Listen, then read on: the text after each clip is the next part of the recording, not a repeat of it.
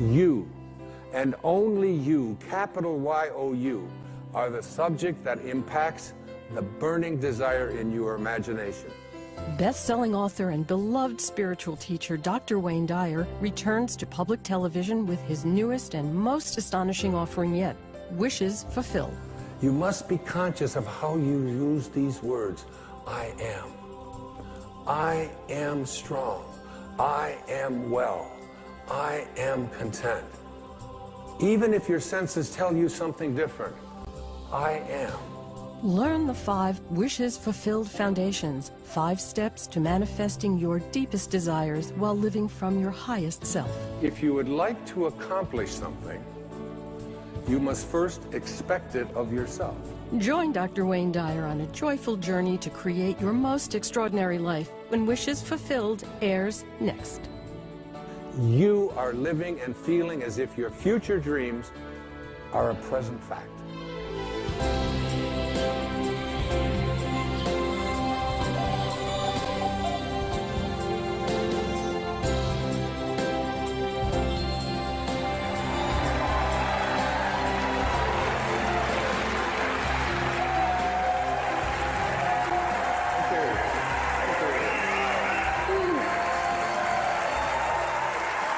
Thank you so much. Thank you. Thank you. Thank you very much. Good to see you. God bless you. I appreciate it so much. Oh, thank you. Thank you. I am Wayne Dyer, and I am well.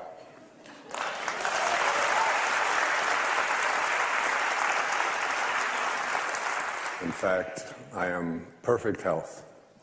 And by the time this program is over, you'll have a much clearer understanding of what those words really mean. It's just great to be back on public television. We've been doing public television pledge shows since 1998. My children were raised, I have 8 of them, and they were raised on public television. Little Barney things were all over my house for so many years. And of course, I think of public television as one of the great energy systems coming into our homes, and I'm proud to be a part of it, to support it, and to help raise money for it. It's our national treasure, and I'd hate to think of what would ever happen if we lost it. The show is called Wishes Fulfilled. It's based on a book that I have just completed. I spent the last year or so in writing it, researching it, living it, practicing it. And I've come to a place in my heart where I know that it's really not so much about what you want in terms of what you manifest. It's who you are. You manifest what you become as a human being. And this program is about teaching you to become the highest consciousness being that you can be, to be aligned with your source, to be aligned with God. And when you are, you become a creator and a co-creator in your life. I'd like to open this program with a poetic offering from Samuel Taylor Coleridge, who wrote the Rime of the Ancient Mariner. And he also wrote a poem that I used earlier in my life in one of my earlier books, Real Magic. Listen to the words and ask yourself if they really mean something to be true for you, if you really believe in what the poet is offering here. He says, what if you slept? And what if in your sleep you dreamed?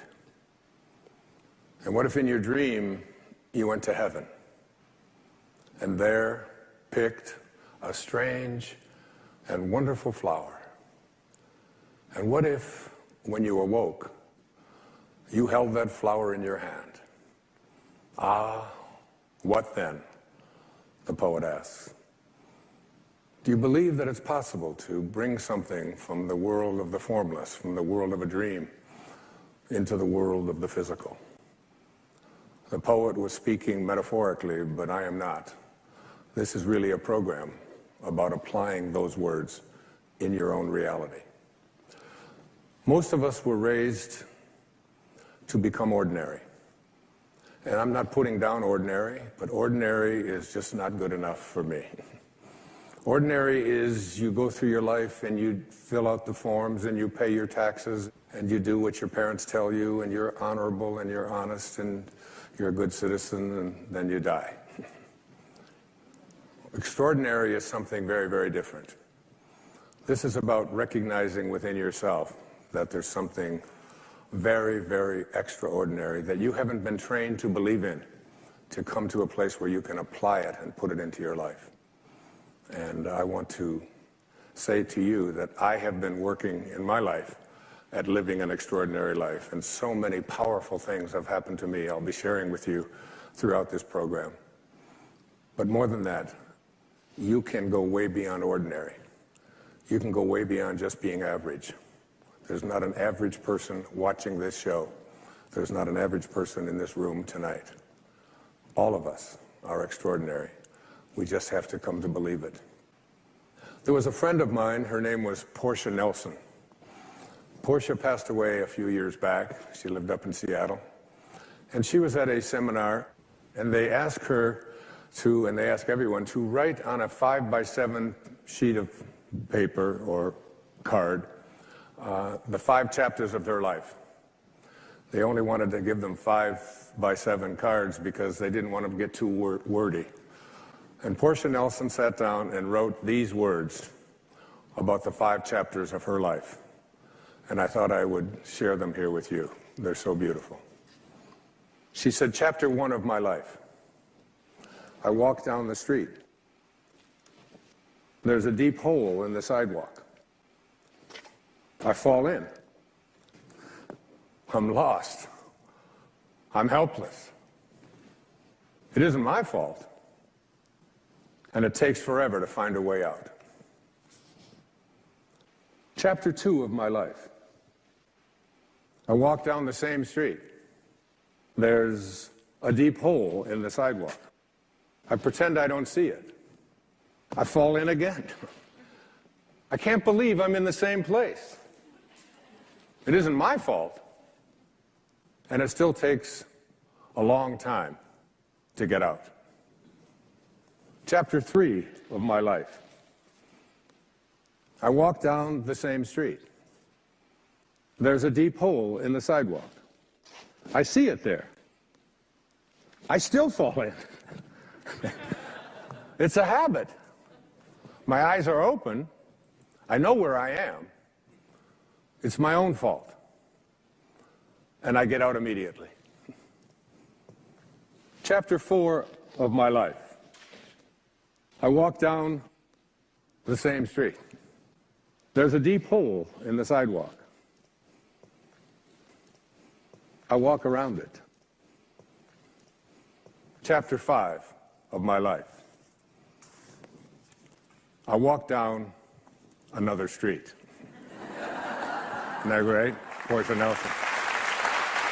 I walk down another street.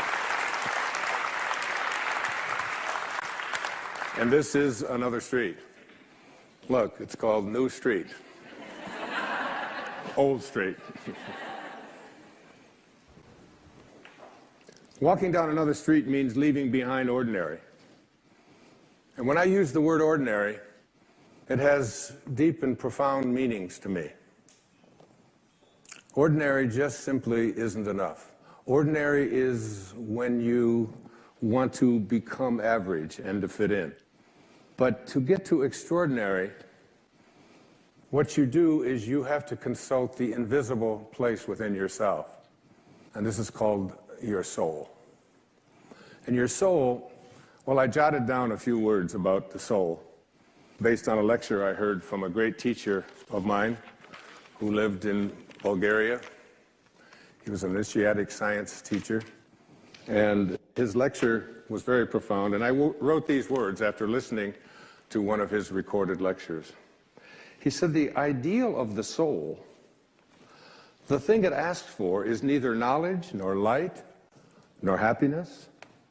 The ideal of the soul is space, immensity. The one thing your soul needs is to be free. Free to expand and reach out and to embrace the infinite. Yes, the ideal of the soul is infinity.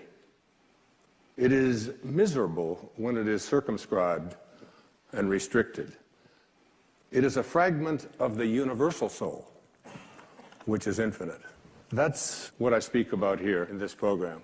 The need to move beyond just fitting in.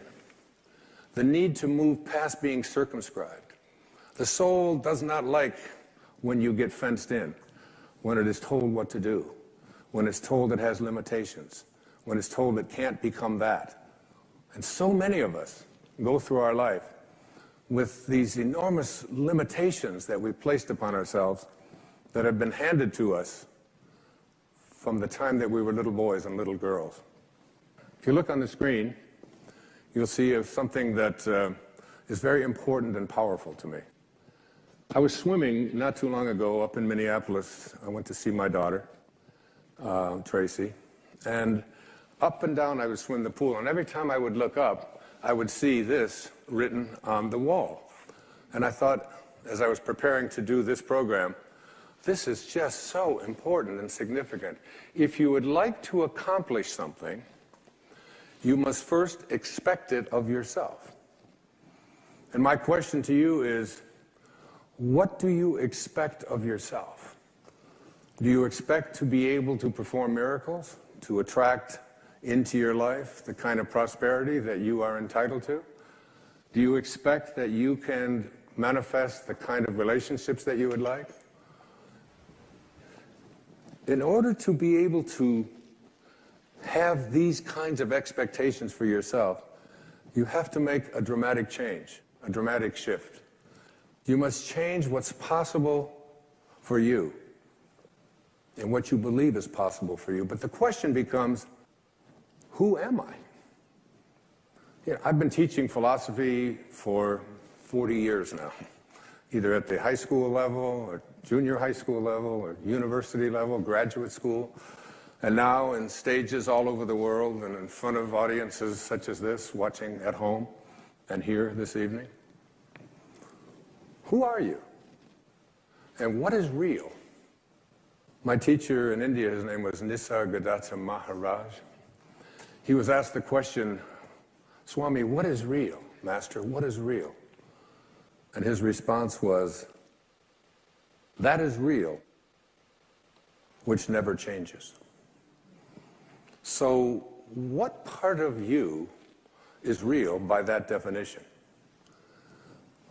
Who are you that never changes? So many of us believe that we are our bodies. I don't know about you, but this body that I'm in right now is changing all the time, very fast, as a matter of fact. In fact, I, Wayne Dyer, the I that is I, have been in many, many bodies since I incarnated for this first time here on this planet, right here, 71 years ago. So I was in oh my goodness, look here. What happened to that body? And there's another body that I was in, and there's another body. And oh, there's my brother Dave, and there I am on the right, another body.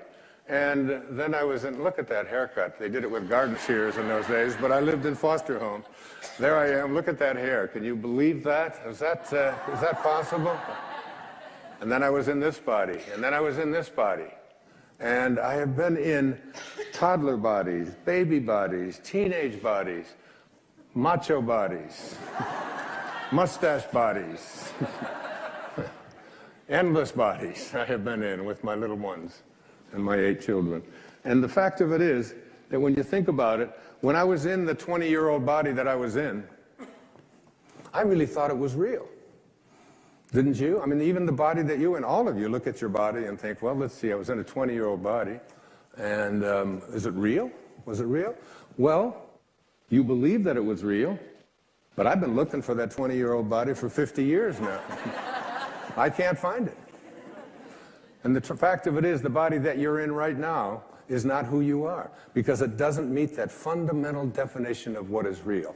What is real is what never changes. The fact is that who you are keeps occupying new bodies every single moment that you are here on this planet. There was a great poet. Her name was Emily Dickinson. I feel like she must have been a sister, a soulmate of mine. She once had a poem, she said, holding up a handful of dust, she would reach down and say, "This quiet dust was gentlemen and ladies and lads and girls, was laughter and ability and sighing and frocks and curls. This passive place, a summer's nimble mansion where bloom and bees fulfilled their oriental circuit, then ceased like these." That's who all of us are if we identify ourselves with our body. The fact is that everything in this physical universe doesn't meet the definition of what is real. Who you are is that soul that I spoke about a few moments ago. That soul that says, I want to expand. I want to be free. I want to go to a place where I understand that who I am is birthless, deathless, changeless, and live from that place. Because what this involves fundamentally is reprogramming yourself from the belief system that has been your ego. The part of us that has come to believe that who we are is what we have, and who we are is what we do, and who we are is what other people think of us, like our reputation, and who we are is separate from each other, and most egregiously, who we are is separate from God, from our source. And so we've been raised and taken out into the world and said, go out there and prove who you are by achieving, by accumulating, by getting other people to like you. I wrote a book and did a film not too long ago called The Shift. And one of the, thank you. And in there I spoke about and used these words. The direction we take in life is far more important than the place that our ego parks us in this present moment. That who we are is this divine, infinite being that keeps occupying new bodies endlessly until we leave this body and then move on. And there is no beginning, there is no end, there is only now, each and every one of us. So the soul, the part of you that is extraordinary, the part of you that came into this world and knows I can be anything, I can do anything, I can accomplish anything that I place my attention on. Because if you want to accomplish something, you must first just expect it of yourself. And this means changing around the expectations that you've been conditioned to believe are your dharma or are your destiny. I am limited. I am not entitled to prosperity. I am unable to deal with my physical ailments. I need something else. I need to take pills in order to do it. I need to have somebody else do it for me. That within each and every one of us, there is this marvelous knowing that is really and truly God ourselves, each and every one of us. Thank you. Thank you so much. You're very kind. You're very kind. Over the years, I've written many books, 37 of them to be exact. What has come to become really clear to me in the last few years of my life is that there really are two selves within each and every one of us. Muktananda called the ego, the part of us that has edged God out, EGO, edged God out, the false self. And the false self is this part of us that is not authentic. It is the ego. This false self is the part of us that is always trying to win, trying to own things, trying to prove itself. We send our kids off to school and we tell them, you know, be ahead of everybody else, win, no matter what, and so on. And they have a tendency to believe that who they are these bodies, even though the body they're in is going to change and you'll never be able to find it again. And then there's within each and every one of us a higher self. And this higher self is really the soul. It's really the spirit. It's really God. But these two selves are sort of constantly they're not at war so much with each other, but there's this battleground that we have within us. I'll give you an example of it in my own life. Somebody on the internet, a guy named Watkins, has put out a list, because there's lists for everything. The 100 most spiritually influential people alive. And they put out this list, 100 people. And they rank from number 1 to 100. And I'm on the list. I'm one of the, thank you. Not only am I on the list, but I am, according to this list, and they've got all this criteria of how you get on this list, I am the 3rd most spiritually influential person alive. How about that, huh? So the spiritual part of myself, my soul, the higher place within myself, says to me, this is not relevant. You're not any better than anybody else just because somebody has put you on a list. In fact, you shouldn't even know about that list. And perhaps the people who are most spiritually influential aren't even on that list and don't even want to be on that list because they don't care about those kind of rankings and comparisons and so on. But then there's the ego over here that says, what do you mean number 3? Well, what's going on with that? And who are these people who are more spiritually influential than you? And how are you going to take them down? So there's this sort of constant thing about it shouldn't make any difference. Who I am is the same as everyone else. We all come from the same place, and we all return back to the same place. But then the ego says, let's see, the 2 people ahead of me on this list, one of them is Eckhart Tolle, but he had Oprah. And she's only number 8 on the list anyway, so. And he got on there every week, and that's not fair, so. And then there's the Dalai Lama. And I figure Eckhart and I maybe can get together and take the Dalai Lama out of this thing. Or maybe I should align with the Dalai Lama, and anyway. The ego is doing this number on us. But there's also the part of us that is divine. And this is the place that I'm addressing here in this program. There's a quote from Joel Goldsmith. Joel wrote so many great books. A Parenthesis in Eternity was one of them. And this is what Joel said. He said, then there are those who reach a stage in which they realize the futility of this constant striving and struggling for the things that perish, things which after they are obtained prove to be shadows. It is at this stage that some persons turn from this seeking for things in the outer realm to a seeking for them from God. And that's who you tuned into today on this program. I have left this pursuing things and money and fame and winning and being better than others. It's taken me a while, but it has been a powerful journey. As a matter of fact, I had said to my ex-wife, I said, can you imagine? Did you ever in your wildest dreams, could you ever have imagined that you would be married to the 3rd most spiritually influential person alive?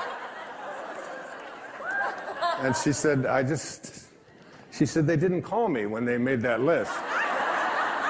And she said also, She said, I don't want to upset you, dear, but you're not in my wildest dreams. I said, well, all right. So moving to this higher place is really understanding that in the second chapter of Wishes Fulfilled, I call it the higher self. And it gets defined very specifically by this great Bulgarian teacher. His name was Omram Mikhail Ivanov. And he was teaching what's called the initiatic sciences. And I have had his teachings show up in my life in a very powerful way. I've studied his writing. I've listened to many of his recorded lectures that took place back in the 50s and 60s and 70s. And I brought a quote of his that I'd like to share with you. Our higher self is perfect, omniscient, and almighty, a fragment of God himself, a pure, transparent, luminous quintessence. I love that. I love great writing like that. And that within each and every one of us, there is a place inside of each and every one of us that is all-knowing, that is almighty, that is actually a fragment of God. He then went on to say, the Creator has planted within every creature a fragment of himself, a spark, a spirit of the same nature of himself. And thanks to this spirit, every creature can become a creator. And this means that instead of always waiting for their needs to be satisfied by some external source, human beings can absolutely work inwardly by means of their own thoughts, their own will, and their own spirit to obtain nourishing, healing elements that they need. This is why he said to all of us, the teaching I bring to you is of the Spirit of the Creator and not of matter. A spark that is in each and every one of us. And this spark, I want you to be able to recognize, because that spark, I'd like to see you have it grow from just a tiny little spark, which means you can hardly see it, to a fragment, to a piece, to a larger chunk, if you will, to a section, so that this spark within you that you see up here is growing and growing and growing until it absolutely becomes even more than you imagined. T.S. Eliot, the great American poet, said, we shall not cease from exploration, but at the end of all of our exploring will be to return to the place from which we originated, but to know it for the first time. I paraphrase that, it's off a little. To know it for the first time. I think that T.S. Eliot might have been speaking about death, but I'm not. I think that we can come to know this place from which we originated, the place to which we return, all of us, by allowing this spark to become something bigger than just an occasional thing where you extend an act of kindness someplace, or you have it at the church or at the mosque or at the synagogue on a holy day or a holy observance, that it can become your way of being. There was a great teacher in India. His name was Vivekananda. Vivekananda came to the West as a young teacher, a very profound teacher. And he was asked the question, but how do you do this? How do you access this higher self? How do you make this your reality? And he said these words to his devotees, and I say them to you. He said, in the springtime, go out and observe the blossoms on the fruit trees. He said, the blossoms vanish of themselves as the fruit grows. And so too will the lower self, the false self, the ego, vanish as the divine grows within you. It's about allowing yourself to recognize you must have this spark because this is what you came from, and this is what you return to. And as this spark becomes a fragment and becomes a section and becomes larger and larger, you reach what I call in Wishes Fulfilled, the third chapter, the highest self. And what is the highest self? This is the one that's going to surprise you a bit. The highest self is the self that you haven't been trained to believe in. You've been trained to believe in your ordinary awareness. Your highest self is where you begin to recognize your connection to your source, to the Tao, to the divine, to God. There were three very important teachings that came to me before I put this program together and before I wrote Wishes Fulfilled. The first was a book by a man named U.S. Anderson, U.L.S. Anderson. Passed away in 1986. Very profound teacher. And he wrote a book called 3 Magic Words, which I have had people tell me you must read. So it's fairly heavy reading, but the kind of reading that I love. And there's 12 chapters in the book. And you get to the 12th chapter and you keep waiting for the 3 magic words because he doesn't say what they are. And at the end of each chapter, there's a meditation. And in this meditation, you practice and put into the awareness within yourself of recognizing the highest place within yourself. And ultimately, at the very end, he said these words. Chapter 12, the very end of it. It's called The Veil Removed. This is the ineffable secret, the ultimate illumination, the key to peace and power. You are God. Those are the 3 magic words. If you will accept this towering truth and dare to stand atop this magnificent pinnacle, universal consciousness will be revealed to you from within. God is there. It is He who peers from behind your eyes, who is your own consciousness, who is your very self. You are not just a part of God, you are altogether God. And God is altogether you. Now, that's scary stuff for a lot of people. We weren't raised to believe that. I'm not saying that you ought to go out into the world and say, excuse me, but you know who you're talking to, that I am God. And the reason that we laugh is because we think of God as the God that we've created in our own image, the God of the ego, the God who's angry, the God who wants special favors, the God who has the ability to heal but withholds it. But there's another word that Jesus used in the New Testament, and this is the God I speak of, quoting him. God is love. And he that dwelleth in love dwelleth in me, and I in him. God is love. Pure, unconditional, blissful, divine love. That's who you are. The second great teaching was a man named Neville Goddard.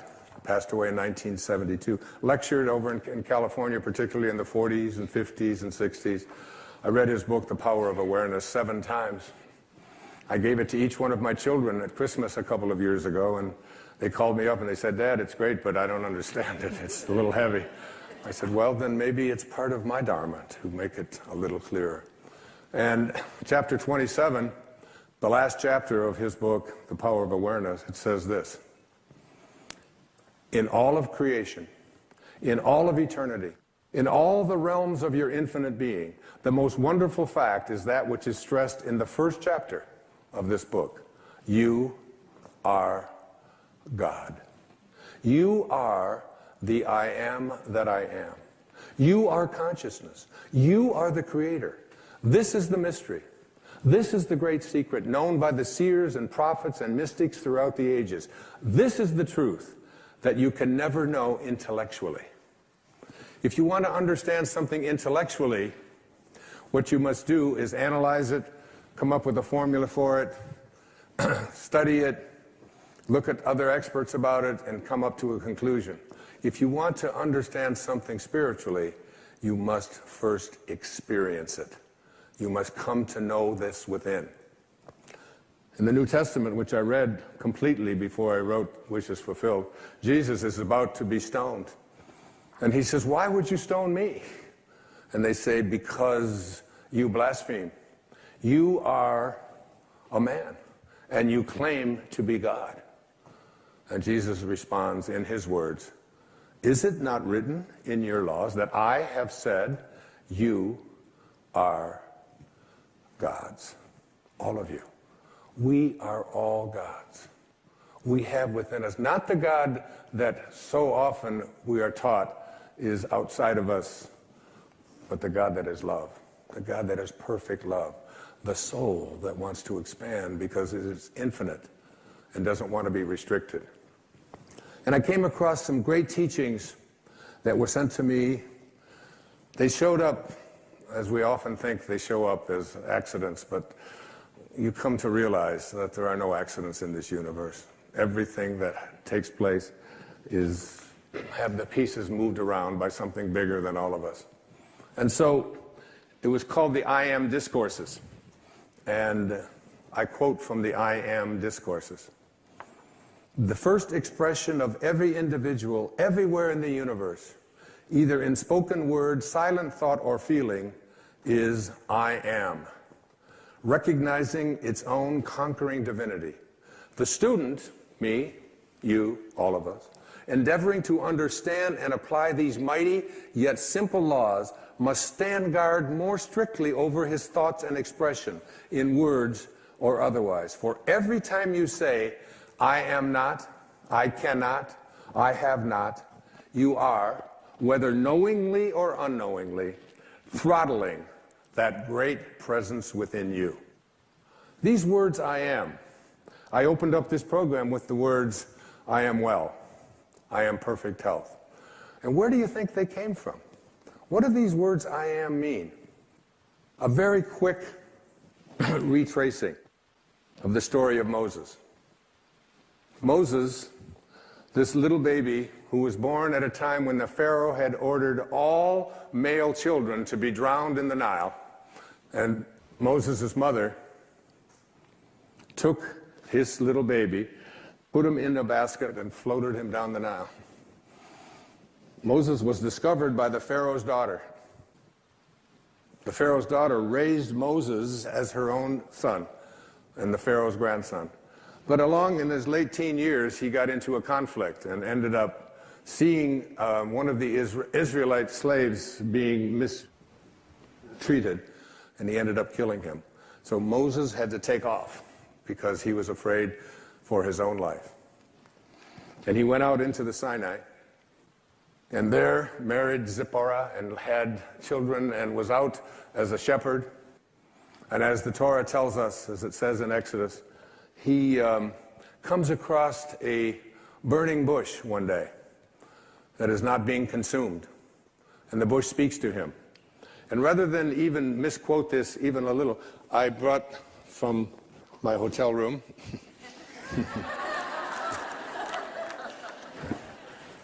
You wouldn't steal the Bible, would you, Wayne? No, I'll put it back. So the bush speaks in Exodus chapter 3 and says, Moses, Moses. And the first words that Moses says to God are, here I am. Then he said, do not draw near here, this place. Take off your sandals and for your feet, for this place where you stand is holy ground. And God speaks to Moses and says, I want you to go to the Pharaoh and I want you to free your people. And Moses is going, whoa, wait, hold on here. Who am I? And who are you? Moses says to God, who am I that I should go to the Pharaoh and that I should bring the children of Israel out of Egypt? So he said, I will certainly be with you, and this shall be a sign to you that I have sent you. When you have brought the people out of Egypt, you shall serve God on this mountain. Then Moses says to God, indeed, when I come to the children of Israel, and I say to them, the God of your fathers has sent me to you, and they say to me, what is his name? what shall I say to them?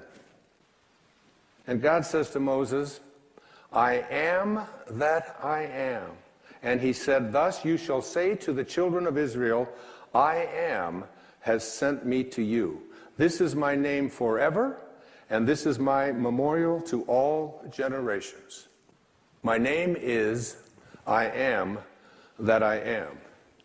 Now, every single time that you use the words I am, you are citing the name of God right from the holiest books. And every time you say the words, I am weak, I am poor, I am unlucky, I am unhappy, I am sick, I am unable to attract into my life what you want, you are desecrating the name of God. God did not say, I will be. My name is, I hope things work out well. My name is, maybe things will show up that I wanted, but possibly not. He said, I am that I am. You must be conscious of how you use these words. I am. I am strong. I am well. I am content. Even if your senses tell you something different, I am. And as we move now into the meat of this program, you'll see that putting the words I am in front of something into your mind and imagination is a very powerful way to attract into your life, recognizing your own divinity. I am God is not blasphemy. It is your identity. Thank you. Thank you. Thank you.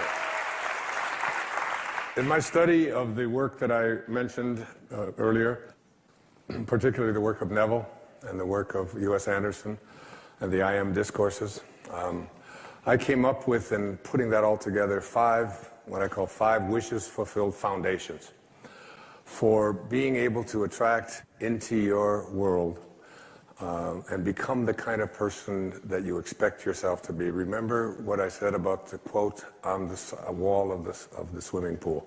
If you want to accomplish anything, which means to become an extraordinary level of consciousness person, you must first expect it of yourself. You must see yourself and be unafraid to say to yourself, I am connected at all times to my source, to the divine mind, to the Tao, to God, to that which is the creator of all. I am a part of it.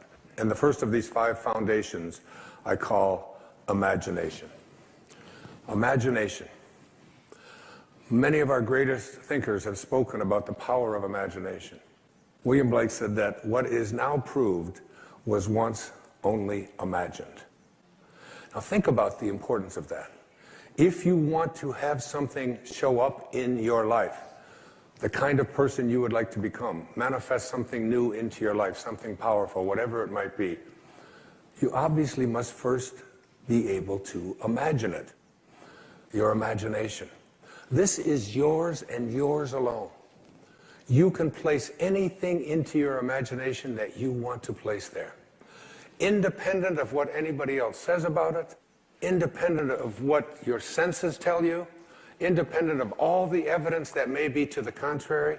You can place into your imagination an I am that represents what you would like to attract into your life and make it come into fruition. Einstein's most famous quote, one of his most famous observations, he said, imagination is more important than knowledge. Knowledge is limited. Imagination encircles the world. Placing these I ams into your imagination, I had some of you I'm sure know about it because it's been all over the papers and so on, a diagnosis of leukemia a couple of years ago. And for a while, I kind of began to believe some of the things that were being told to me about what happens when you have this particular kind of leukemia. And I have instead, in the last year or so, had some of the most amazing, astonishing things happen into my life. where I have felt I was just so alive and so strengthened and so fully connected to my source, knowing. Basically, I have a knowing in here that life itself is a sexually transmitted terminal disease, okay? That's basically the fact, all right? So I'm not saying that all you have to do is put into your imagination an I am that says I am, and you're going to live forever. That isn't, but every moment that you do have until you are called can be a moment of exquisite, extraordinary power living from that place. And that's the decision that I made. I have never felt so powerful as I have the last several years, since I recognized the power that I have in my imagination to place something there and live from it. Einstein once said, if you want your children to be intelligent, read them fairy tales. If you want your children to be more intelligent, read them more fairy tales. It's one of the reasons I've taken to writing children's books, to give children an opportunity to explore that thing called their imagination from the time that they're just little boys and little girls. And what I have in my imagination is a do not disturb sign. And it's like mentally inside, I've placed that in there. I do not anyone to disturb or try to change around anything that I have placed in there about what is possible for me. So you never want to place into your imagination any thought that you would not want to materialize. You never want to allow in your imagination to be contaminated by the way life used to be. Your imagination is yours. Don't let any other people influence you. Never allow people's ideas about what is possible or impossible for you to occupy your imagination. I've called it, throughout my life, I've called it being a scurvy elephant. When I was in the 3rd grade, I was living in a foster home out in Mount Clemens, Michigan, and I came home from school, and I talked to Mrs. Scarf, and I said, Mrs. Scarf, what's a scurvy elephant? And she said, where did you hear that? And I said, I don't know, Mrs. Poole, my 3rd grade teacher, was talking to the principal, Mrs. Smith, and she said Wayne Dyer was in his classroom and called me a scurvy elephant. So she got on the phone and she called up, and the principal said, oh, that's Wayne. He gets everything mixed up. She didn't say that he was a scurvy elephant in her classroom. She said that he was a disturbing element in her classroom. A disturbing element is someone who has in their imagination the possibility that they can do anything, that all things are possible. Again, it's one of those great lines from the New Testament. With God, all things are possible. Now you tell me, what does that leave out? What does all things are possible leave out? That doesn't leave out the possibility that we can defy gravity, that we can soar, that we can heal ourselves, that we can create magnificent prosperity in our life, that we can change the world. I said at one of the breaks here to the audience here tonight, I really believe that if this message gets out there into the world, we can shift the consciousness of this planet. If enough of us begin to believe, we're placing into our imagination a world that we want to live in, that has no limitations, and that is based on living from a place of love and kindness and God consciousness and spiritual awareness, divine mind at work. I believe it's possible. Thank you. But we have to do it with our imagination. It has to begin with our imagination. Collectively, if enough of us begin to believe that we can create that kind of a world, if public television can put on these kinds of programs, which is why I am a part of public television, because this is what they broadcast. This is what comes into our homes. The energy of all things are possible, not the energy of violence and hatred and, and all of the silly stuff that you see so frequently on commercial and cable television, especially the violence and especially the rude communication between young children and their parents and so on. You don't see that here. It's why I'm here raising money for this station and all public television stations. Einstein, once again, this man of imagination, said logic will get you from A to B, but imagination will take you everywhere. That's the first of these wishes fulfilled foundations. The second foundation is very significant and very important. I call it living from the end. This is one of the harder ones for people to get, but I'd like you to go again to the New Testament. Look at Romans 4:17. In the presence of him whom he believed God, who gives life to the dead, and calls those things which do not exist as though they did. And calls those things which do not exist as though they did. Those are very important, significant words. You have to be able to call the things which you have not seen yet materialize and manifest into your physical world. You have to be able to say to yourself, I call those things that I would like to become as if they already do. And you place into your imagination fearlessly the I ams which you would like to create for yourself. And when it's time for me to write another book, I don't even know what it's going to be. I just know that it starts germinating inside me. And it's like a calling, it's like a passion. And I'm over there at my writing space. And before I do, I come up with the title. And before I even write one word, I did it with this book, Wishes Fulfilled. I take a jacket, this isn't even my book. And I take this jacket and I ask the art department at Hay House if they will please design a book with this title.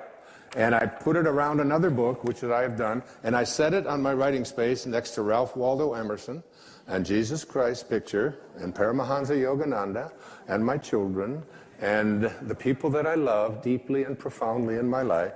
And I look at it with 3 white candles that I light every single time I sit over there, and I look at that jacket. And it's as if I call those things, the book does not exist. I call it as if it did. When my leukemia diagnosis came in, the information that was sent to me continuously was, it's incurable. This is something that you can't change. And I would say to my children who would send me this, I would say, I'd really appreciate it if you didn't send me that kind of stuff.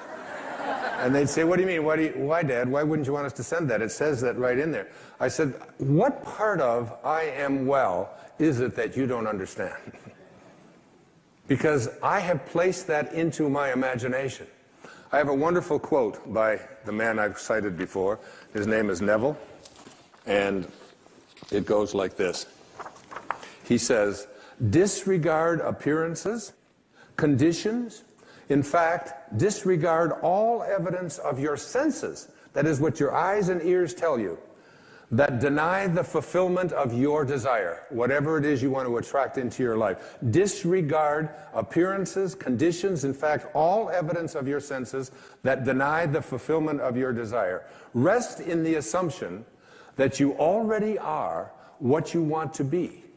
For in that determined assumption, you and your infinite being, your extraordinary self, which is what this program is about, are merged in creative unity, and with your infinite being, God, all things are possible. God never fails, and you are a piece of that which never fails. And you are going to move beyond just being a piece and just being a fragment and just being a segment until it becomes your overwhelming knowing that you have within you this divine capacity. You don't need evidence of your senses. I wrote a book a few years back. The title of it, I had to get my publisher because they didn't understand it. They called back, they said, I think you got this wrong. I said, no, it's called You'll See It When You Believe It. Not the other way around. People will say, well, I'll believe it when I see it. It doesn't work that way. You'll see it when inside you have a knowing. And Neville also said, therefore, to incarnate a new and a greater value of yourself, you must assume that you already are what you want to be, and then live by faith in this assumption. Now, this flies in the face of so much of what you've been told, because you have a tendency to believe that what your eyes and ears tell you is reality.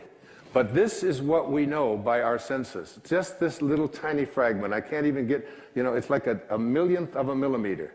And all that is unknown is in the invisible, in the imagination. And most of our attention is focused on, this is my beliefs and my disbeliefs about what is possible and what isn't possible are here. And it's an endless universe. So placing I ams into your imagination is one thing. It's an intellectual act. Living from the end means that you call the things which do not exist as if they did. You begin to say to yourself, you don't have to say it to anyone else, you don't have to write it down, you don't have to get anybody else's approval, you don't have to look on the internet, you don't have to do anything like that. I have had such a magical experience. While I was writing Wishes Fulfilled, I had so many divine things come into my life. I had a man who lives down in Brazil, in Abidjan, named John of God, come into my life in a way that was so profoundly life-changing that it's almost hard for me to find the words to express it. At the same time, I had a woman come into my life, a woman from Bulgaria. This country has just she's here tonight. Her name is Mira Kelly. And she brought with her something off of the internet about a near-death experience, about a woman in Hong Kong whose name is Anita Murjani. She's an author, a Hay House author now, and she's written a book, a powerful book. And I read this story about Anita, and it seems that on the 2nd of February, in the year 2006, this woman was wheeled into a hospital in Hong Kong. She had been sick for 5 years. Her organs had all shut down. Her family was gathered at the emergency room. Her husband, who was here tonight, I'm honored to have met, a beautiful man named Danny. And the doctors had told her family and her husband that these were her last hours. She was down to 86 or 88 pounds. Anita emerged from her coma, some 30 hours in a coma. And she has a story to tell that is so compelling. And she's here from Hong Kong to share with you some of the lessons that she learned while she was in this comatose state and what she came back to teach us. She's one of the most beautiful human beings I've ever been privileged to know and honored to support and write a foreword for her book. And she's here with us today, and I'd love you to meet her. Anita Murjani, please, come on.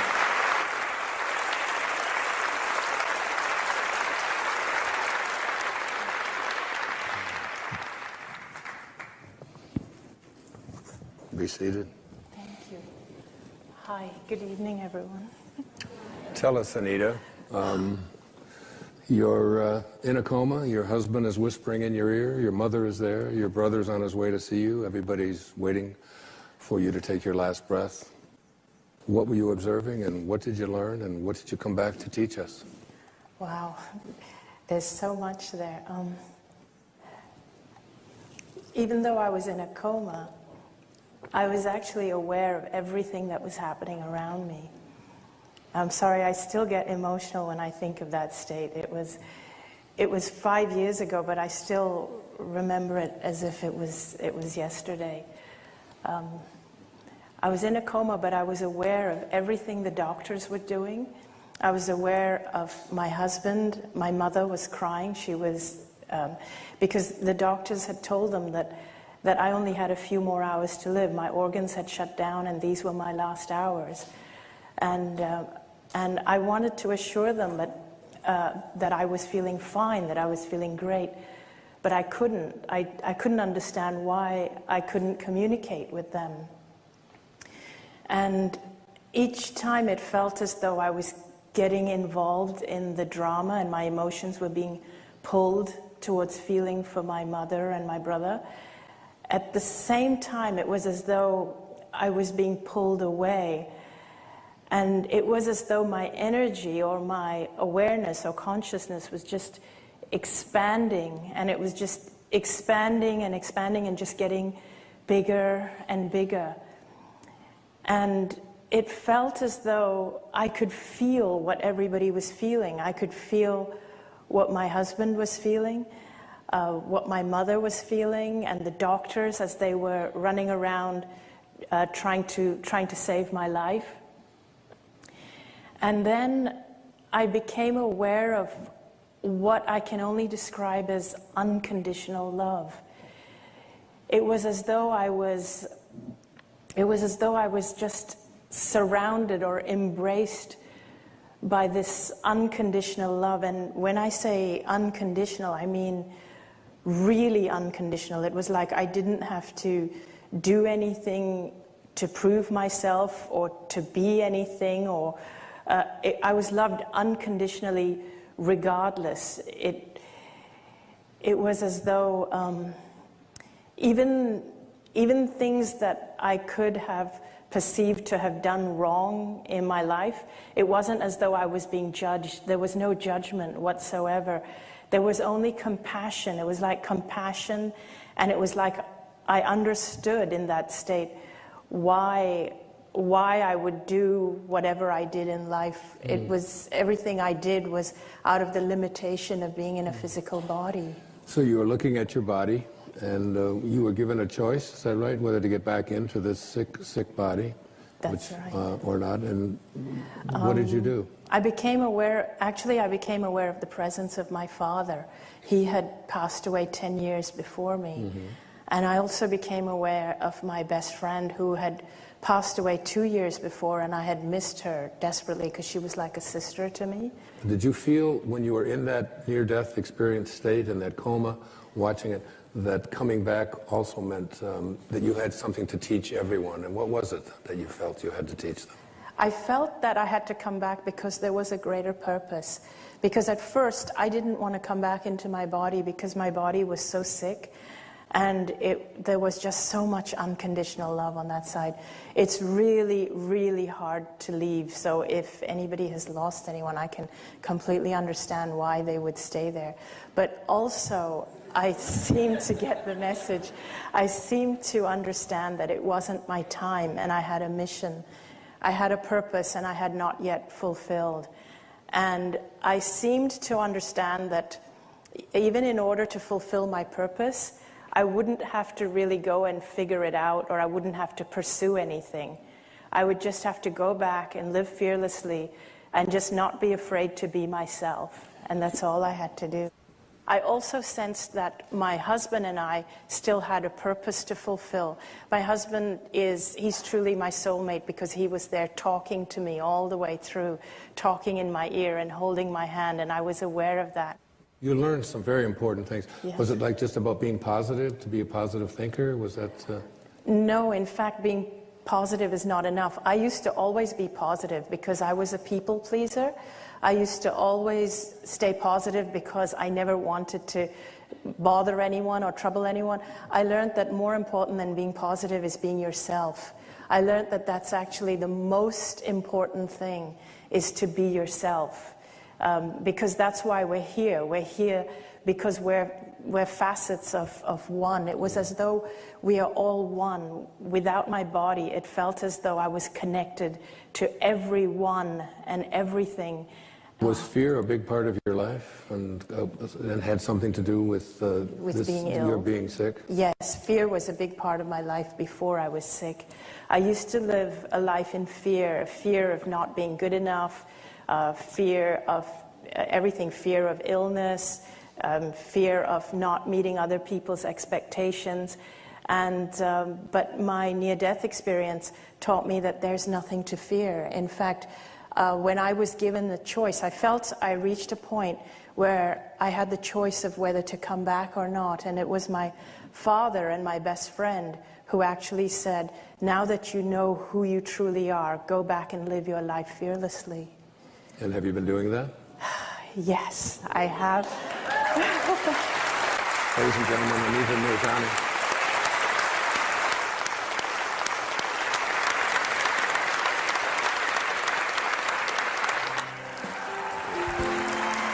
Thank you. Thank you. It gets better and better, honestly. It's hard to top Anita Mirjani's story, but the lessons are very, very profound here. The third Wishes Fulfilled Foundation is called Assume the Feeling of the Wish Fulfilled.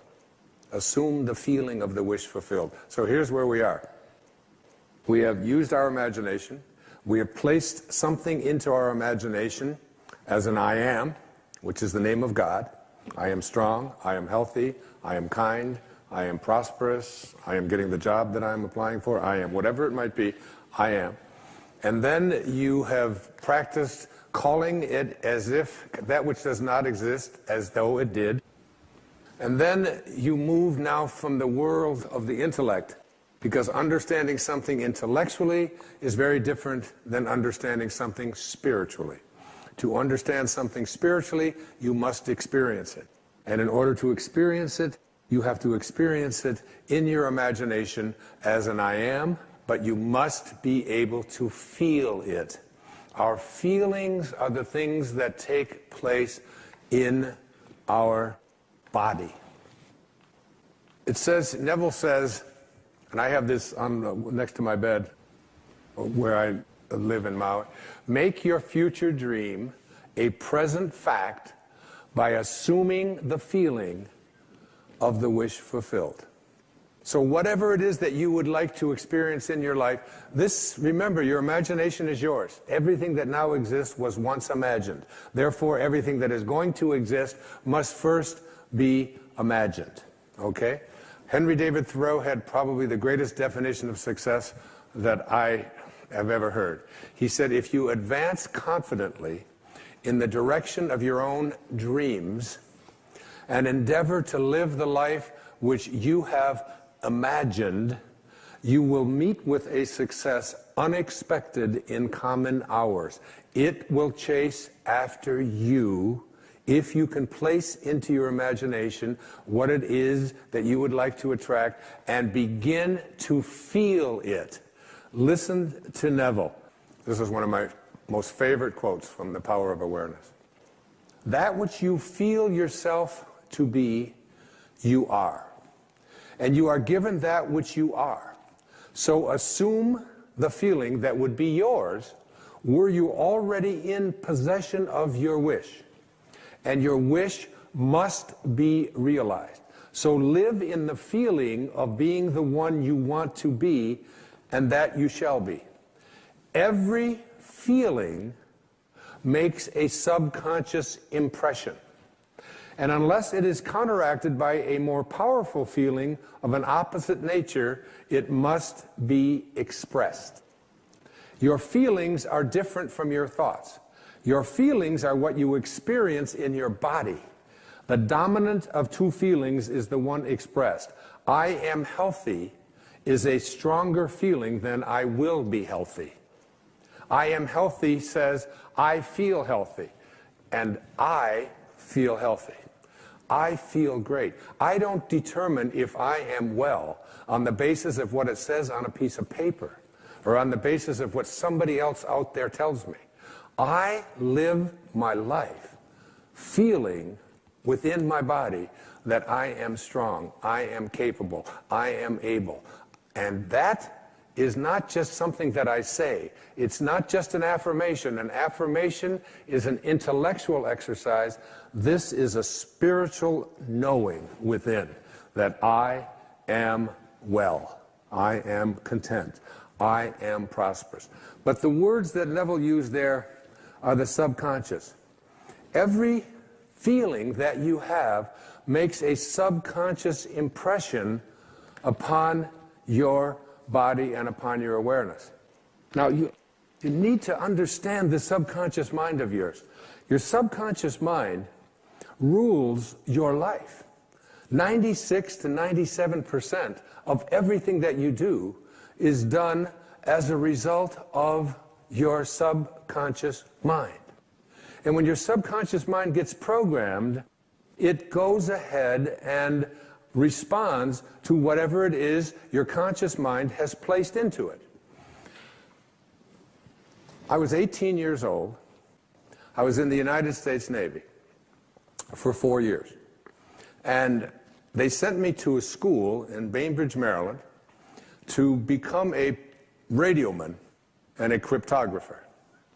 And we spent an hour a day, every day, for the first 3 or 4 weeks we were there, on a typewriter, learning Morse code. Okay? And my conscious mind had to program my subconscious mind. Now, this subconscious mind of yours is operating all the time. You're sitting here watching a television show. You got up, you picked up your remote control, you turned the channel on, you got dressed, you ate lunch, you went to the bathroom, you go to work, you get into your car, you drive to work, you don't think about what I'm going to do. Everything that is going on in your life, everybody in here in this room, you got here through your subconscious mind. You didn't have to think about every single thing that you were doing, but there was a time when you did in order to learn that. This habitual subconscious mind of yours rules your life. So I'm 18 years old, I'm taking Morse code. Here's the alphabet, a little bit of it anyway. Da da da da da da da da da da da da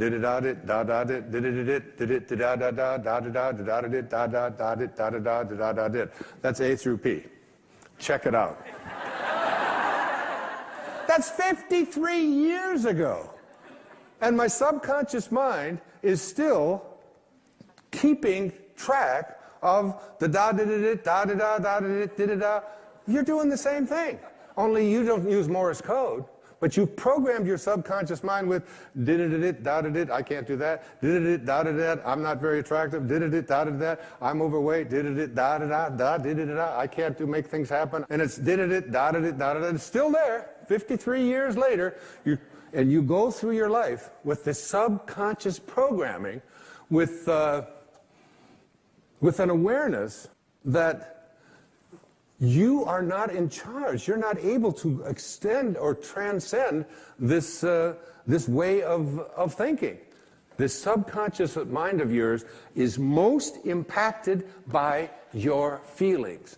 A change of feeling is a change of destiny. A change of feeling is a change of destiny. Write it down. Stick it on the wall next to your bed. If you came into where I sleep, you would see that. I look at that all the time. I want to practice putting into my subconscious mind the assumption of the feeling of what it is that I would like to attract into my life as if it already existed, and to feel it, not just to think it, but to feel it. Neville's law of assumption says this: if this assumption about what you would like to become is persisted in until it becomes your dominant feeling, the attainment of your ideal is absolutely inevitable. You must first assume the feeling of a wish fulfilled in all aspects of your life. So you have to say to yourself, what does it feel like to be prosperous? What does it feel like to be content? What does it feel like to be well? And I had to remind myself of that when I had this leukemia diagnosis. I had to remind myself, I was down about 30 minutes until I realized that virtually everything that shows up in my life has been a blessing. Virtually everything. All of the struggles, whether it's in, addictions, or whether it's in living in foster homes and being abandoned, whether it's my wife and I separating, and the pain of that, whatever it might be. A dear friend of mine was Elizabeth Kubler-Ross. She passed away a few years back, and she was the one who wrote so much about death and dying. She had a wonderful and important message for us. She said, If you shield the mountain from the windstorms, you'll never see the beauty of the carvings. And the beauty of the carvings comes from being able to be in a state of gratitude for the storms that show up in our life just as much as the things that we would like to have show up in our life.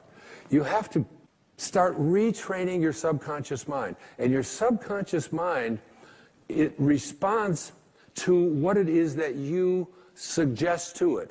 Now, the intriguing thing about your subconscious mind, your habitual mind, is that it can't make a distinction between what it is that you are feeling as a result of what you have placed into your imagination and assumed the feeling of it, and what you are experiencing every day in your life.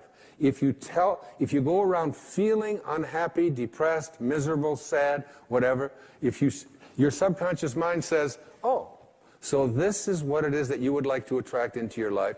And the universal subconscious mind, to which we are all connected, that we call the creative source of the universe, the divine mind, God, the Tao, whatever you might want it to be, it will begin to offer you experiences that match up to what it is that you are feeling, so your body responds to what it is you place into your subconscious mind. You have to retrain it, because 53 years later, here I am, it's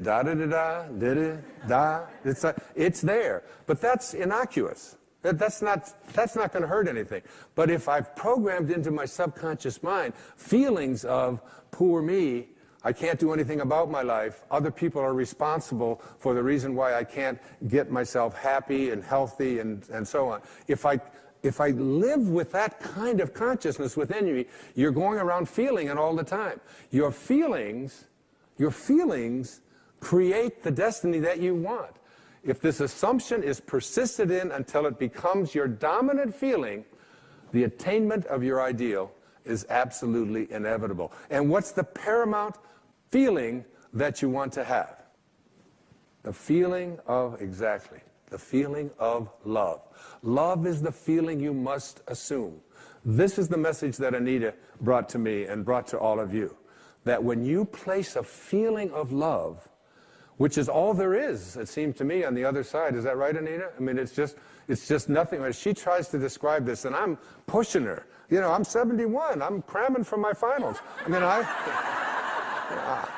I want to know, what's it like over there? You know, we all want to know that. And all she says is, it's just pure love. It's a love that you are bathed in, if you will. Bathe yourself in that kind of love. Live from that place and know God is love. The fourth wishes fulfilled foundation I call attention. This is really crucial. Your imagination is able to do all that you ask in proportion to the degree of your attention. So, what kind of attention do you place on your desires? Let's say, well, I'll give you an example, the one of myself with this business of this chronic lymphocytic leukemia. My kids just got me this wonderful gift. I hadn't had it before. They wanted me in the 21st century. It's called an iPad.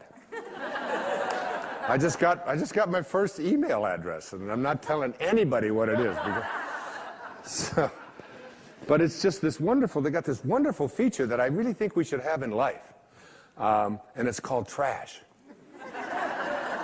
which I had never seen before. They were explaining this to me. So anything that comes in that you don't want, you just push this little button, it's just like this, and it goes like this. It actually moves, and it makes a little sound.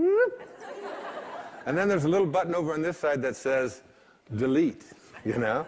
So it's something you put into the trash, and then you hit delete, it's gone forever. That's the kind of way you want to use your attention. There are two kinds of attention, according to Neville. Subjective attention and objective attention. Subjective attention is different from objective attention. You want to use subjective attention, not objective attention. Neville says there's an enormous difference between attention directed objectively and attention directed subjectively. And the capacity to change your future depends on the latter. Whatever you have placed into your imagination, you always go to your reality and call that which does not exist as if it did. I am, and I have a rule about it. It's don't complain and don't explain. You don't have to explain what you have placed into your imagination. It is totally yours. One of my great teachers in my life in my early doctoral years was Dr. Abraham Maslow. He said, become independent of the good opinion of other people. Trust yourself. Subjective attentions. You, and only you, capital Y-O-U, are the subject that impacts the burning desire in your imagination. You are living and feeling as if your future dreams are a present fact. Objective attention, you become the objectified result of other people telling you what you can't do, what's impossible, and so on. Subjective attention, mine is mine. I have an image that I use, I call it the super glue method. And when I have an intention about what it is, including doing this program, when I have an intention about making this program a reality, and it involves a lot of money and a lot of expense, a lot of people, a lot of things have to come together. It involves going over into my writing space every single day, never giving up on it. Even if I don't feel like writing, 4 or 5 hours every single day, because I superglue my intention into my imagination. And I don't allow anybody else's opinions to do anything to distract from that. I don't care if they tell me I can't do it, or if it's impossible, or it'll cost too much, or we can't do it. My intentions are superglued there. And I have that do not disturb sign placed on my imagination, and it is mine. Use this. Don't allow anybody else's opinions. Don't allow what it says on the internet. Don't allow the research. Don't allow what anybody out there tells you is possible or not possible for you. Thank you. Thank you. I just want to re-emphasize that this really works. I mean, it really does work. If you just put in the minimal effort that I've been speaking about realizing how powerful your imagination is and assuming the feeling of what it is you want to be as if it already were your reality. A change of feeling is a change of destiny. The fifth foundation, before I go to it, you may have noticed my little hat here, right? How about that? I just took a group of people to Assisi, Lourdes, and Medjugorje, 3 great spiritual places where miracles have taken place. And I got one of these hats, and I don't think I've taken it off since. It's my new uniform. The fifth foundation, the Wishes Fulfilled Foundation, I call it Now I Lay Me Down to Sleep. And it is about the most practical of all of the 5 Wishes Fulfilled Foundations. This is something that you can do when the show is over, tonight, when you go to bed. In the book of Job, there is a very important statement. The statement says, in a dream, in a vision of the night, when deep sleep falls upon men while slumbering in their beds, then he opens the ears of men and seals their instruction. Your subconscious mind is most comfortable when you are unconscious. You are unconscious when you are in your sleep state. And in your sleep state, your subconscious mind is busy at work. And it's so important, I call it the last 5 minutes of your day. So you get into bed, every day you get into bed, you get ready to go to sleep, and you are now you're in that state between being awake and being asleep, where you're getting drowsy, and you are going to marinate for the next 8 hours in your unconscious, subconscious mind. You're preparing your marinade. And the question is, How do you want to prepare yourself for having your instructions sealed? Your ears are opened and your instructions are sealed. So most people use the last 5 minutes of their day as they're about to enter into sleep to review all of the things that they don't like, and all of the things that didn't work, and all of the people that hurt their feelings, and all of the stuff that is going on in their life that they wish weren't happening. This is their worry time. This is the time when you fill your mind with all of this stuff, and then you go off into sleep, and he opens your ears and seals your instructions while you are slumbering. That's right out of the book of Job. So what you want to do is reverse this practice, because your subconscious mind is listening to how you are asking the universe to provide for you what it is that you would like to attract or manifest into your life.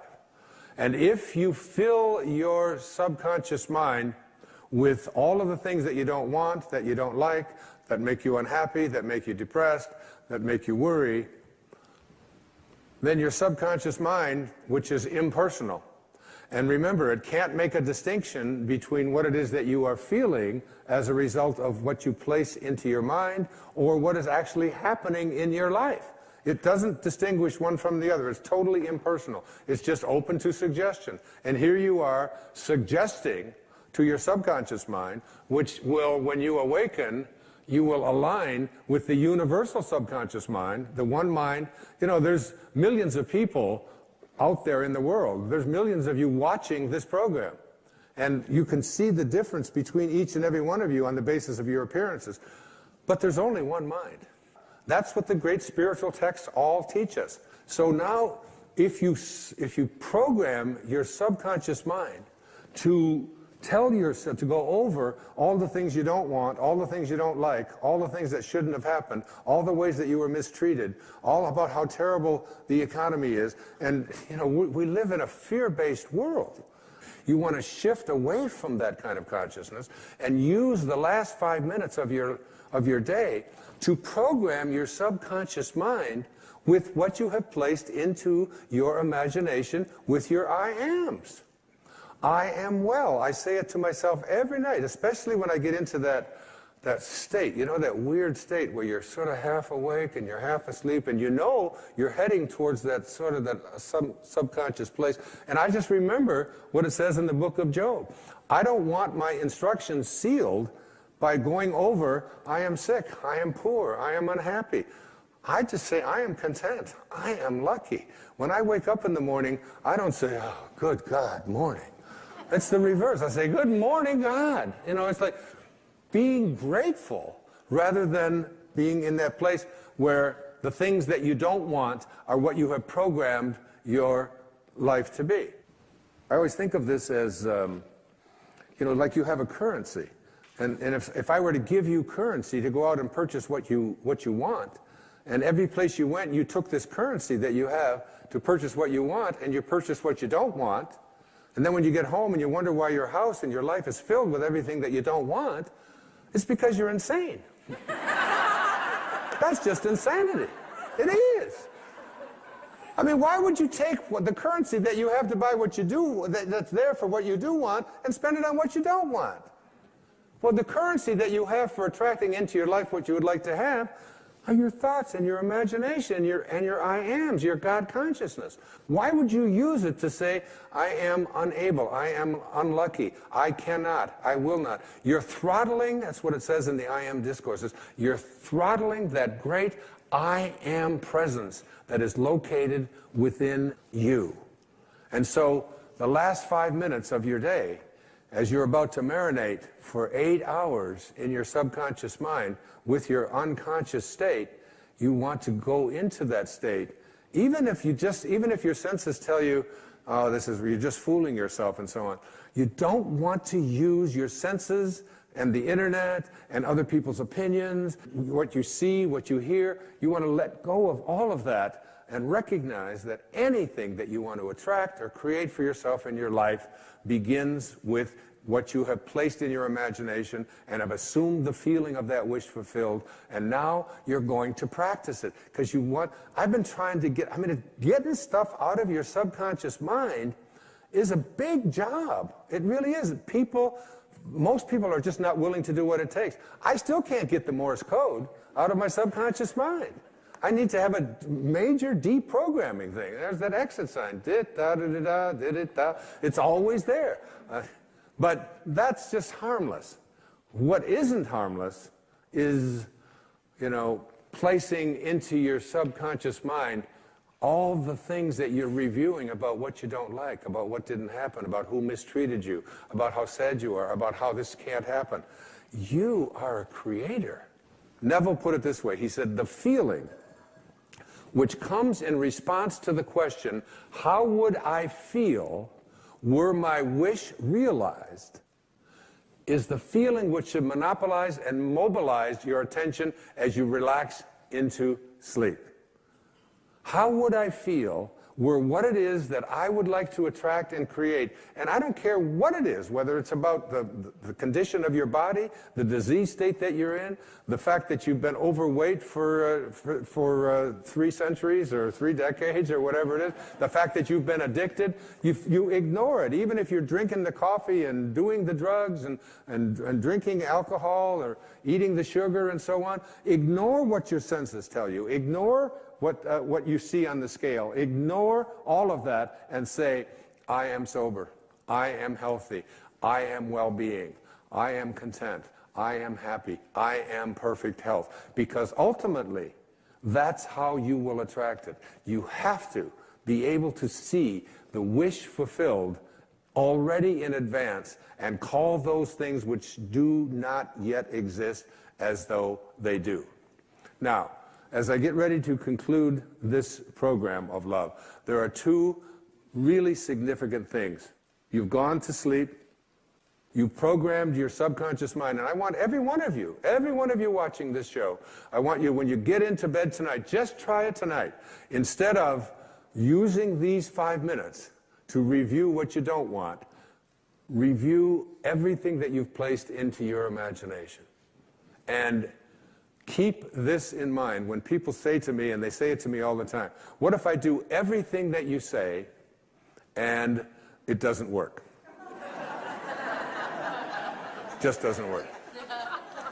The student should constantly remind yourself, if it doesn't feel natural,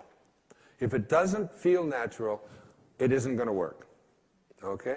Now, I was being interviewed on a national television show by a guy who was about 5'7" and weighed maybe 140 pounds.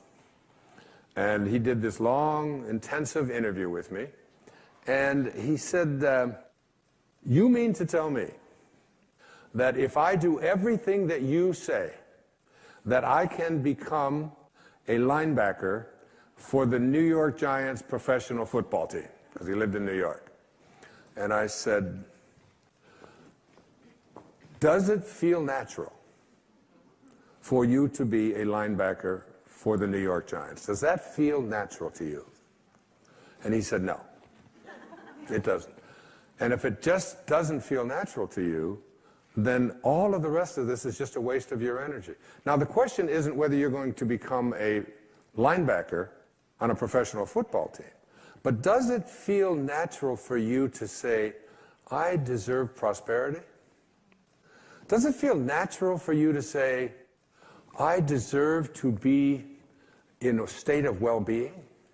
I deserve for my body to weigh exactly what I want it to weigh, what it is supposed to weigh? Does it feel natural for you to say, I am beautiful, I am strong, I am capable, I am loved? If it doesn't feel natural, you've got a real problem going with your subconscious mind. You've got a Morse code in there. Did-did-did, I am fat. Did-did-did, I am poor. Da-da-da-did, I am unable. you have to start reprogramming your subconscious mind to say, I came from a place of well-being. I came from a place of perfect health. I came from a place of love. And I am well-being. I am wealth. Now, on the other hand, there are some people, like there's a basketball player out there in the NBA. His name is Muggsy Bogues. Muggsy Bogues is about 2'3". Now, he's about 5'7" or 5'8". And he can dunk a basketball. He's 5'7", and he can dunk a basketball. I'm 6'2". I can hardly see the rim.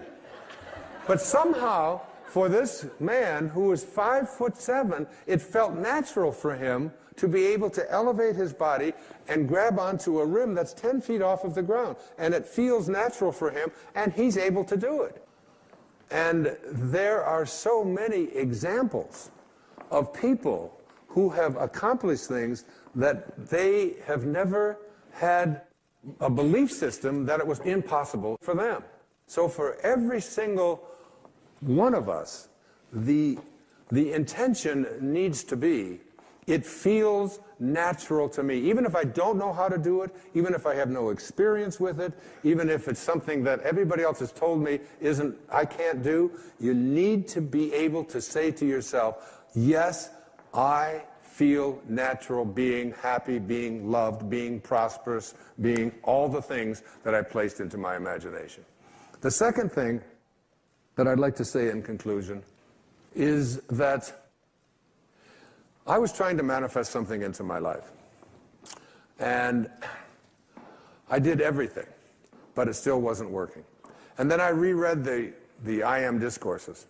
And one of the things that it says in the I Am discourses that is very, very powerful is that as long as you are having any thoughts of condemnation, criticism, or judgment towards any of God's children, you are throttling the great I Am presence within you that is God. And I realized that my attempt to manifest what I wanted for myself into my life involved some judgment, some criticism, and even some condemnation toward someone who had done things that I felt that that person shouldn't have done. And when I let go of the judgment, and I let go of the condemnation, and I let go of the criticism, almost instantly what it was that I was looking to manifest showed up in my life. You can't have any thoughts towards any of God's children that involve criticism, judgment, or condemnation. We are all just doing what we know how to do, and we can't ask any more of anyone. Those of you who have followed me over the years know that one of my very favorite songs is Amazing Grace. It's a very powerful song. We have to walk down a new street. There it is, a new street. And not just for ourselves, but for the planet and for our children. There's a wonderful prayer that the Native Americans would say. When we walk upon the earth, we place our feet very carefully because we know that the faces of our future generations are looking up at us from beneath the ground, and we never forget them. Sometimes I think we have forgotten them. Sometimes I think we forget that we are borrowing our planet from them. This is theirs, and they're just letting us use it. This, on this stage with me, I'm proud to say, is the San Diego Children's Choir. And I would like to tell all of you, ladies and gentlemen, the story about the song you're about to sing. This song was composed by a man named John Newton, who lived back in the 18th century. And he was in the business of selling human beings into slavery. He was 22 years old, and he was a slave ship captain. And in this hideous practice that was so commonplace in the 17th and 18th centuries in the British and American empires, he was taking people from West Africa on his ship to the New World, to South Carolina, to be sold into slavery. And halfway across the ocean, he encountered a storm.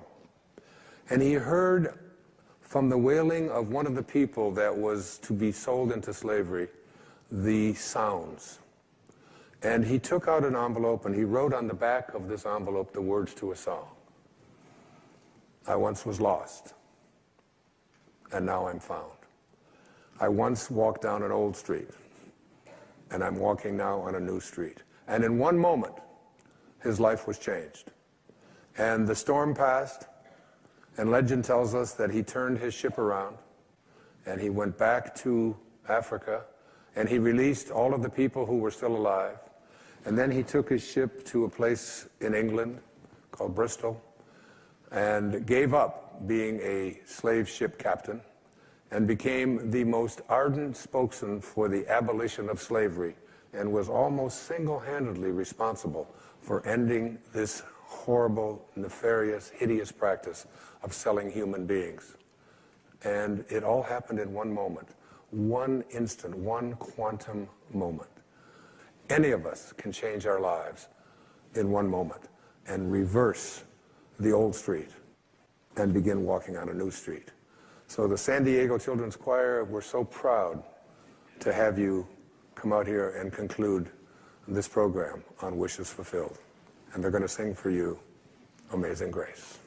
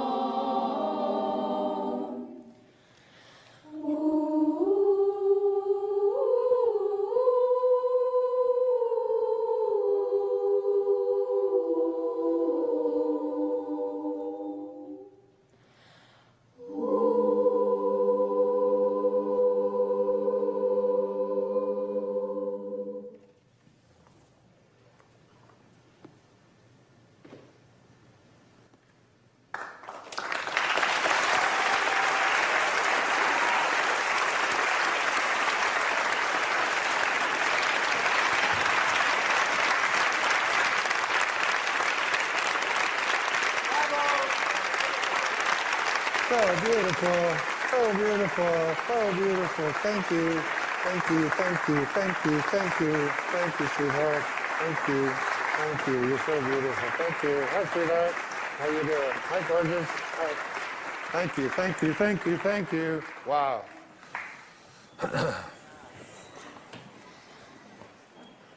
They're here, and we thank you for letting us use this planet, and we hope that we will remember you in all that we undertake and all that we do.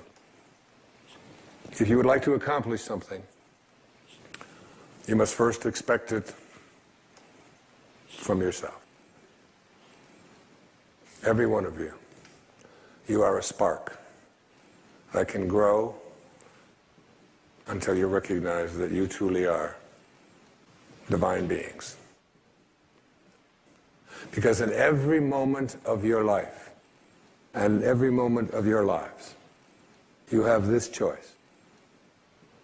You can either be a host to God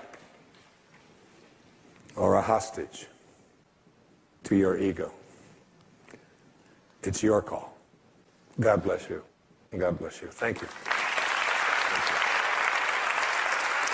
Thank you. Thank you.